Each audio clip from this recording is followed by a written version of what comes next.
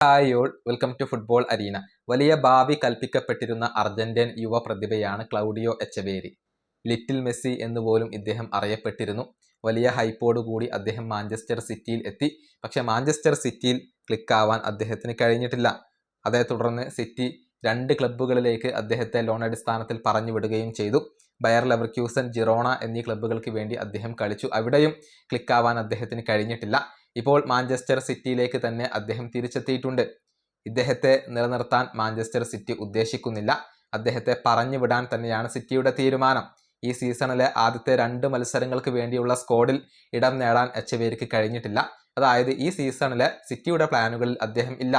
2 തവണയും സ്ക്വാഡിൽ നിന്നും അദ്ദേഹം പുറത്താക്കപ്പെട്ടു. ഇനിയിപ്പോൾ ഒരാഴ്ചത്തെ സമയം മാത്രമാണ് എച്ചവേരിക്ക് മുന്നിൽ അവശേഷിക്കുന്നത്. പുതിയ ക്ലബിനെ കണ്ടെത്താൻ ഇനി എച്ചവേരിക്ക് ഒരാഴ്ചത്തെ സമയം മാത്രമാണ് ഉള്ളത്. അതിനു മുൻപായിക്കൊണ്ട് ഒരു പുതിയ ക്ലബിനെ ഈ താരത്തിന് ആവശ്യമായി വരികയാണ്.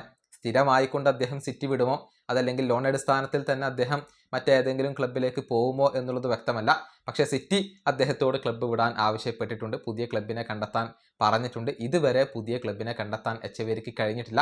ഒരാഴ്ചക്കുള്ളിൽ അതിനൊരു പരിഹാരമാകും എന്നാണ് ഇപ്പോൾ പ്രതീക്ഷിക്കപ്പെടുന്നത്.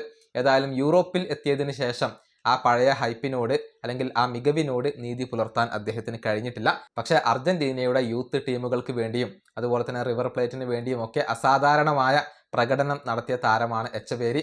ആ ഒരു പഴയ മികവ് വീണ്ടെടുക്കുക എന്ന വലിയ വെല്ലുവിളിയാണ് ഇപ്പോൾ അദ്ദേഹത്തെ കാത്തിരിക്കുന്നത്. ഈ വീഡിയോ അവസാനിപ്പിക്കുന്നു. അടുത്തൊരു വീണ്ടും കാണാം.